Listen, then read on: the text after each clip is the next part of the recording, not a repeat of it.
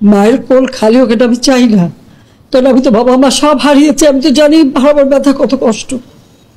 কিন্তু সেই কষ্ট বুকে নিয়ে তো ফিরে আসতে এদেশের মানুষের জন্য। এখানে আমার তো কোনো চাওয়া পাওয়া নাই। আমি তো আমার ছেলে মেয়ের জন্য কিছু করিনি, শুধু তাদের লেখাপড়া। নিজেরাই চাকরি করছে, নিজেরাই পড়েছে, আমি কতটুকু করতে পেরেছি। যাক, আমি আর কিছু বলতে পারি না। আমি এগুলি এক একদিন দেখি আর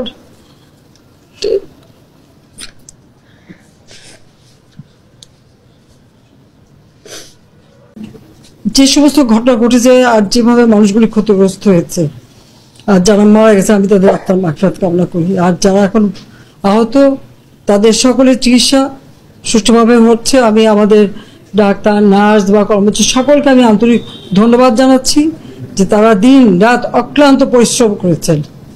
এবং আমাদের স্বাস্থ্য মন্ত্রণালয় থেকে মন্ত্রী, প্রতিমন্ত্রী সহ আমাদের সকলে বারবার এদের দেখে গেছে এবং যা যা লাগে করে দিচ্ছে।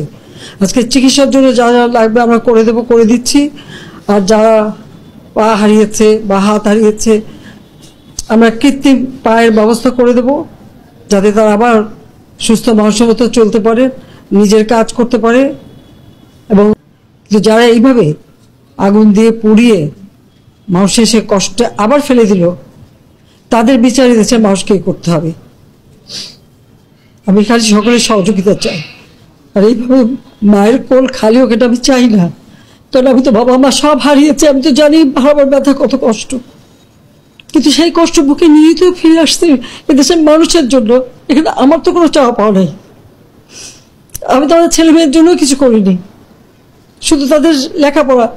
নিজেরাই চাকরি করছে, নিজেরাই পড়েছে, আমি কতটুকু করতে পেরেছি। কিন্তু আমি দেশের মানুষের জন্য করেছি।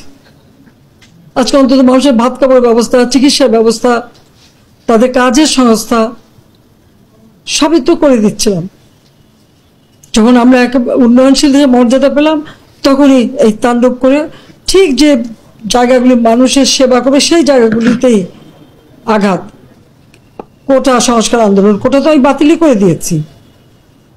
আমি আহ্বান করেছিলাম যে একটু ধৈর্য ধরো, হাইকোর্টের শুনানি হবে, হাইকোর্ট যে রায় দেয় না, তারপরেও এই আন্দোলন আমি আজকে এই যে এতগুলি মানুষের জীবনের ক্ষতি হলো, এতগুলি পরিবার ক্ষতি হলো, এর দায় দায়িত্ব কাদের? আমি দেশবাসীর কাছে সেই আহ্বান জানাবো।